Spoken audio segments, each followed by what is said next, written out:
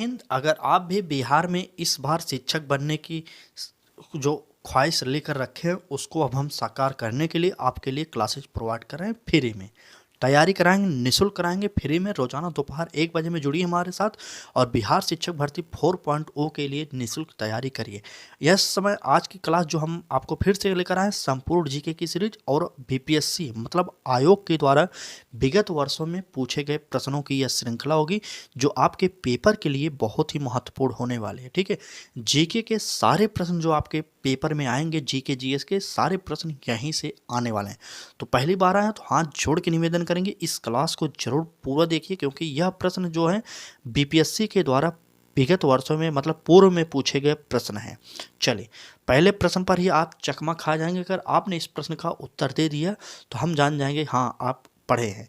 अगर नहीं आता तो उत्तर जरूर ध्यान से देखिएगा। ठीक है, चलिए पहले प्रश्न को देखते हैं। कहा जा रहा है मौर्य काल में वार्ता क्या था? ए ऑप्शन अधिकारी, बी ऑप्शन भ्रमण पशुपालन, सी ऑप्शन कृषि कार्य और डी ऑप्शन इनमें से कोई नहीं।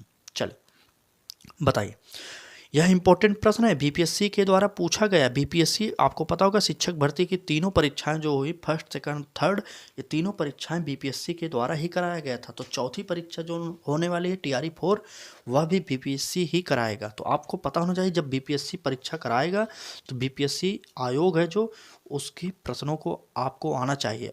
वैसे तो ये टीआरई में आया हुआ प्रश्न है, टीआरई 3 में नहीं, 2 में आया, टीआरई 2 में आया हुआ प्रश्न है। ठीक है, 2 में आया हुआ प्रश्न है ये। चलिए बताइए, मौर्य काल में वार्ता क्या था? 2023 के प्रश्न हैं ये। चलिए बताइए, वार्ता था कृषि कार्य। सी ऑप्शन हमारा सही हो जाएगा, वार्ता था कृषि कार्य। आगे बढ़ते हैं और अगले प्रश्न पर चलते हैं। देखिए, हमने टीआरई के भी प्रश्नों को शामिल किया है और कई अन्य परीक्षाओं को भी शामिल किया, क्योंकि बीपीएससी जितने भी परीक्षाओं को कराता है उनके प्रश्न हम आपको कराने वाले हैं। ठीक है, चलिए अगला प्रश्न होगा, मौर्यकालीन कांकड़ी किस धातु के बने सिक्के थे? ठीक है, कहा जा रहा है मौर्यकालीन कांकड़ी किस धातु के बने सिक्के थे? ए ऑप्शन तांबा, बी ऑप्शन लोहा, सी ऑप्शन सोना और डी ऑप्शन इनमें से कोई नहीं। चले, कांकड़ी किसके बने हुए थे? चलिए बताइए, तो उत्तर हो जाएगा हमारा तांबा। जी हाँ दोस्तों, कांकड़ी जो है तांबे से बना हुआ सिक्का था, आपको पता होना चाहिए। और हमारा ऑप्शन कौन सा सही होगा? ए ऑप्शन सही हो जाएगा। ठीक है, तांबा। और हमारा एक सिद्धांत यह है कि हम आपको कम समय में अधिक प्रश्नों की प्रैक्टिस सेट कराने की कोशिश करते हैं। रोजाना 15 से 20 मिनट कहें तो ठीक रहेगा। 15 से 20 मिनट के अंदर हम आपको लगभग 25 से 30 प्रश्नों की प्रैक्टिस सेट कराते हैं। तो जुड़िए हमारे साथ और निःशुल्क में तैयारी कराएंगे, एक भी पैसा कहीं खर्च होने वाला नहीं। आपको सोचिए, ये अगर प्रश्न पढ़ने होंगे बीपीएससी के द्वारा पूछे गए प्रश्नों को, तो आपको किताब खरीदनी पड़ेगी। लगभग 400 या 450 की किताब आएगी, लेकिन हम आपको वह भी निःशुल्क प्रोवाइड कर रहे हैं। ठीक है, तो पढ़िए, आपकी इच्छा है, आप स्वतंत्र हैं। दोपहर 1 बजे में जुड़ना चाहें तो जुड़ सकते हैं। देखिए, लेकिन प्रश्नों की प्रकृति आप जरूर समझिए, बीपीएससी कितने टफ प्रश्नों को आपसे पूछता है। ठीक है, देखिए प्रश्न में कहा जा रहा है, दूसरी शताब्दी के आसपास रचित संस्कृत के शिलालेख के अनुसार सुदर्शन झील एक कृत्रिम जलाशय की मरम्मत किसने कराई? ए ऑप्शन हर्ष ने, बी ऑप्शन कनिष्क ने, सी ऑप्शन रुद्रदामन ने और डी ऑप्शन अशोक ने। वैसे तो सीधे सीधे पूछ सकता था कि सुदर्शन झील का निर्माण किसने कराया, लेकिन इतना बड़ा प्रश्न बनाया ताकि आप उसमें थोड़ा सा भ्रमित हों। ठीक है, इसलिए आयोग ऐसे प्रश्नों को बनाता है। चलिए बताइए, तो हमारा उत्तर होगा रुद्रदामन ने। रुद्रदामन ने सुदर्शन झील का निर्माण कराया था फिर से। तो मरम्मत मतलब फिर से निर्माण कराया था। तो हमारा ऑप्शन सी सही हो जाएगा। ठीक है, हमारा ऑप्शन सी सही होने वाला है। चलिए आगे बढ़ते हैं। और हाँ, चैनल पर पहली बार आए हैं तो एक काम करना है, सब्सक्राइब करना है चैनल को, बेल आइकन को भी ऑन करना है, क्योंकि शिक्षक भर्ती में इस बार एक सीट आपकी होने वाली है। ठीक है, चलिए आगे बढ़ते हैं और अगले प्रश्न पर चलते हैं। अगला प्रश्न होगा हमारा, इनमें से किसने सर्वप्रथम व्यापक पैमाने पर स्वर्ण मुद्रा का प्रचलन किया? कहा जा रहा है व्यापक पैमाने पर किसने स्वर्ण मुद्रा का प्रचलन किया था? ए ऑप्शन पुष्यमित्र शुंग और B option Gautam Buddha, C option Vima Kadphises और डी ऑप्शन इनमें से कोई नहीं। बताइए, गौतम बुद्ध ने किसी स्वर्ण सिक्के को चलाया नहीं था, इसलिए हमारा यह ऑप्शन कट जाएगा। और इनमें से कोई नहीं, यह भी काट देंगे। बचा ए और सी। बताइए, चलिए जल्दी से बताइए, ए और सी में किसने चलाया था सबसे अधिक पैमाने पर सोने का सिक्का? तो वो था हमारा विम कडफिसेस। ठीक है, सी ऑप्शन सही होने वाला है। विम कडफिसेस ने चलाया था सबसे अधिक मात्रा में सोने के सिक्के। यह भी बीपीएससी के द्वारा पूछा गया प्रश्न। सारे के सारे आज के इस क्लास में बीपीएससी के द्वारा पूछे गए प्रश्न ही शामिल किए गए हैं। ठीक, अगर अब तक आपने इन प्रश्नों को नहीं पढ़ा तो निवेदन करेंगे आप देखिए जरूर, 15 से 20 मिनट का टाइम निकालिए। अगर आप पहली बार विजिट किए हैं, यह मत सोचिए भाग जाएं, पूरा क्लास जरूर देखिए। चलिए आगे बढ़ते हैं और अगले प्रश्न पर चलते हैं। अगले प्रश्न में बात किया गया है कि किस गुप्त शासक ने अपने बड़े भाई की हत्या कर सत्ता प्राप्त की थी? ठीक, किस गुप्त शासक ने अपने बड़े भाई की हत्या कर सत्ता प्राप्त की थी? A option Shrigupta, B option Chandragupta, C option Chandragupta द्वितीय और डी ऑप्शन स्कंदगुप्त। चलिए बताइए, बड़े भाई की हत्या करके किसने सिंहासन प्राप्त किया था? तो वह थे चंद्रगुप्त विक्रमादित्य। ठीक है, चंद्रगुप्त द्वितीय, इनका नाम ही विक्रमादित्य कहा जाता है, आपको पता होगा। तो सी ऑप्शन हमारा सही हो जाएगा। आगे बढ़ते हैं और ये बताइए, चंद्रगुप्त द्वितीय के शासनकाल में कौन आया था यात्री? कौन यात्री आया था चंद्रगुप्त विक्रमादित्य के शासनकाल में? यह भी कमेंट करके बताते रहिए आप लोग। चलिए आगे बढ़ते हैं, अगले प्रश्न पर चलते हैं।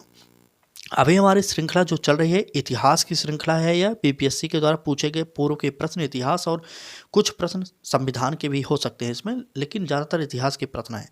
धीरे धीरे ऐसे करके हम अलग अलग सब्जेक्टों की पूरी प्रैक्टिस सेट आपको करा देंगे। ठीक है, तो जुड़िए हमारे साथ और संपूर्ण जीके की सीरीज में रोजाना दोपहर 1 बजे क्लास जरूर करिएगा।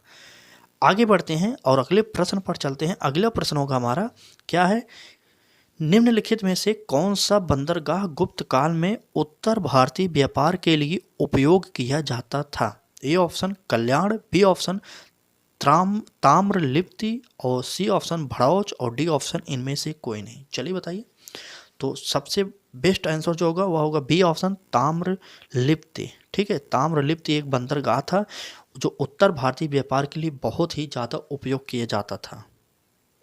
ठीक, ताम्रलिप्ति, ऐसे नाम शायद आपको याद भी ना हो, लेकिन आप प्रैक्टिस सेट करते रहिए। अगर एक बार में नहीं नाम याद आ रहा तो लिख लीजिए, 2-3 बार इसको रिवीजन करिए, आप याद कर लेंगे। ठीक है, चलिए आगे बढ़ते हैं और अगले प्रश्न पर चलते हैं। अगला प्रश्न होगा हमारा, वर्धन राजवंश की स्थापना किसने की थी? कहा जा रहा है वर्धन राजवंश की स्थापना किसने की? ए ऑप्शन पुष्यभूत ने, बी ऑप्शन राजवर्धन ने, सी ऑप्शन आदित्यवर्धन ने और डी ऑप्शन इनमें से कोई नहीं। चलिए बताइए, बताइए प्रश्न का, वर्धन राजवंश की स्थापना किसने की थी? एक बार कमेंट कर दीजिए तो बताइए, देखते हैं कितने लोग उत्तर दे रहे हैं। ठीक, चले, उत्तर होने वाला हमारा ए ऑप्शन पुष्यभूत ने किया था। ठीक है, पुष्यभूत ने राजवंश की स्थापना की, वर्धन वंश की स्थापना पुष्यभूत ने किया था। आगे बढ़ते हैं और अगले प्रश्न पर चलते हैं। क्लास अच्छी लग रही है तो लाइक कर दीजिए, चैनल को सब्सक्राइब नहीं किए तो निवेदन बस इतना करेंगे, सब्सक्राइब करिए और बेल आइकन को भी ऑन करिए, जिससे हमारी क्लासेस की नोटिफिकेशन आपको मिलती रहे।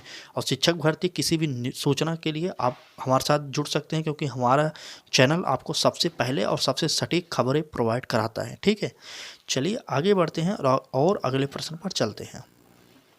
हमारा आज का अगला प्रश्न है, हर्ष का प्रधान सचिव कौन था? ए ऑप्शन अवंती था, बी ऑप्शन भांडी था, सी ऑप्शन उपरोक्त दोनों था और डी ऑप्शन इनमें से कोई नहीं। चले, हर्ष का प्रधान सचिव कौन था? तो उत्तर हमारा क्या होने वाला है, क्या अवंती या भांडी? चलिए बताइए, तो हमारा उत्तर भांडी हो जाएगा। बी ऑप्शन, हर्ष का प्रधान सचिव जो था वो था भांडे।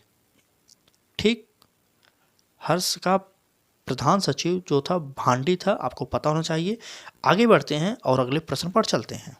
चलें, कहा जा रहा है यहाँ पर 9वीं शताब्दी में प्रसिद्ध विक्रमशिला विश्वविद्यालय की स्थापना किसने की? चलिए बताइए, विक्रमशिला विश्वविद्यालय की स्थापना किसने किया था? आप कमेंट करिए एक बार, तो देखते हैं कितने लोग उत्तर बताते हैं। 9वीं शताब्दी में प्रसिद्ध विक्रमशिला विश्वविद्यालय की स्थापना किसने की? ए ऑप्शन सामंत सेन ने, बी ऑप्शन धर्मपाल ने, सी ऑप्शन गोपाल ने और डी ऑप्शन देवपाल ने। चलिए बताइए, विक्रमशिला विश्वविद्यालय की स्थापना किसने किया था? चलिए देखते हैं इस प्रश्न में कितने लोग उत्तर देते हैं। चलिए बताइए, चलिए जल्दी बताइए, जल्दी। उत्तर होने वाला है हमारा धर्मपाल। ठीक है। उत्तर होने वाला है धर्मपाल ने स्थापना किया था इसका। विक्रमशिला विश्वविद्यालय की स्थापना किसने किया था आपसे पूछा जाए तो वो थे धर्मपाल। ठीक, बी ऑप्शन सही होने वाला धर्मपाल। आगे बढ़ते हैं और अगले प्रश्न पर चलते हैं। चलिए अगला प्रश्न हमारा देखिए, यह भी इंपॉर्टेंट प्रश्न है। सारे के सारे प्रश्न ऐसे ऐसे प्रश्न आयोग पूछता है कि आप चकमा खा जाएंगे। यकीन मानिए आपने इस प्रकार के प्रश्न शायद पहले अगर नहीं पढ़ा होगा ना, तो इसका प्रश्न देखिए, एक प्रश्न का उत्तर सही नहीं कर सकते जो भी प्रश्न पूछ रहा है आयोग। ठीक, मैंने अभी हाल ही में बताया कि बीपीएससी ने एक पेपर कराया जिसे आप एसडीएम कहते हैं। उसका पेपर में एक प्रश्न पूछा जिससे पूरा इतना विवाद खड़ा हुआ कि लोग बहुत ज़्यादा गुस्से में हैं। उस प्रश्न में ऐसा क्वेश्चन दिया गया, सोचिए क्या पूछा गया था कि साइकिल पंचर बनाने की विधि कौन सी होती है। कोर्ट में प्रश्न को समझाना था। सोचिए आपके पास ऐसा कोई प्रश्न नहीं जो सिलेबस के अंदर हो, साइकिल बनवाने का प्रश्न आप पूछ रहे हैं स्टूडेंट से, कैसे उत्तर देंगे सोचिए। आगे बढ़ते हैं, अगले प्रश्न पर चलते हैं। कहा जा रहा है निम्नलिखित में से किस पाल शासक के शासनकाल में कैवर्तों ने विद्रोह किया था। यहाँ पर कैवर्तों ने विद्रोह किया था, बताइए। ए ऑप्शन देवपाल के शासनकाल में, B option Rampal, C option Mahipal और डी ऑप्शन धर्मपाल। बताइए कैवर्तों ने विद्रोह किसके शासनकाल में किया था, आपसे यही पूछा जा रहा है। चलिए बताइए, तो उत्तर होने वाला है हमारा रामपाल। जहाँ दोस्तों रामपाल के शासनकाल में ही कैवर्तों ने विद्रोह किया था। इस प्रकार से हमारा बी ऑप्शन सही हो जाएगा। ठीक, चैनल पर पहली बार आए हो, अभी तक सब्सक्राइब नहीं किए तो सब्सक्राइब करिए यार। फ्री में क्लासेस प्रोवाइड कर रहे हैं, कुछ फ़ायदा तो होगा, आपका नुकसान तो होने वाला नहीं। तो सब्सक्राइब करने से क्या जाता है, हमें थोड़ा मोटिवेशन मिल जाता है, हम आपके लिए और अच्छी मैटर प्रोवाइड करने की कोशिश करते हैं। ठीक है, बाकी और कुछ नहीं, लाइक शेयर सब्सक्राइब करते रहिए आप लोग। अगर आप हमारे साथ जुड़े इतना तो मान ही सकते हैं हमारी बात को। चलिए आगे बढ़ते हैं और अगले प्रश्न पर चलते हैं। ठीक, चलिए अगले प्रश्न की बात करें तो कहा जा रहा है निम्न में से किसके लिए चोल युग प्रसिद्ध था। चोल युग किसके लिए प्रसिद्ध था यह बताइए आप। ए ऑप्शन धार्मिक विकास, बी ऑप्शन ग्रामीण सभाएं, सी ऑप्शन राष्ट्रकूटों से युद्ध और डी ऑप्शन लंका से व्यापार। बताइएगा जरूर। ठीक, चले निम्न में से किसके लिए चोल युग प्रसिद्ध था, आपसे यह पूछा जाए तो उत्तर होने वाला है क्या होगा, ग्रामीण सभाएं। जहाँ दोस्तों चोल युग जो था ग्रामीण सभाएं के लिए प्रसिद्ध था। इसका हमारा बी ऑप्शन सही हो गया। ठीक, चले आज की क्लास में बस इतने ही प्रश्न होंगे लगता है। चलिए देखते हैं। जी हाँ दोस्तों, आज की क्लास में बस इतने ही प्रश्न थे। आपको क्लास कैसी लगी, अगर आपने चैनल पर पहली बार विजिट किया था तो आपसे निवेदन करें चैनल को सब्सक्राइब करके बेल आइकन को भी ऑन करिए जिससे आपको नोटिफिकेशन मिलता रहे डेली। आज की इस क्लास में बस इतने ही प्रश्न थे। बाकी क्लास कैसी लगी कमेंट करके ज़रूर बताना। किसी भी टॉपिक में दिक्कत आ रही है उसके लिए भी आप हमसे पूछ सकते हैं इस वीडियो के मेन कमेंट बॉक्स में कमेंट करके। और किसी और सब्जेक्ट पर क्लास चाहिए वो भी आप हमसे मांग सकते हैं, हम आपको निःशुल्क प्रोवाइड कर देंगे। बाकी पीडीएफ कहाँ मिलेगी, अगर आपको पीडीएफ चाहिए तो वह भी हम आपको बताएंगे अलग से। ठीक है, चलिए आज की इस क्लास में बस इतना ही। कल फिर मिलेंगे एक नए प्रैक्टिस सेट के साथ। तब तक के लिए धन्यवाद और तैयारी करते रहिए आप लोग।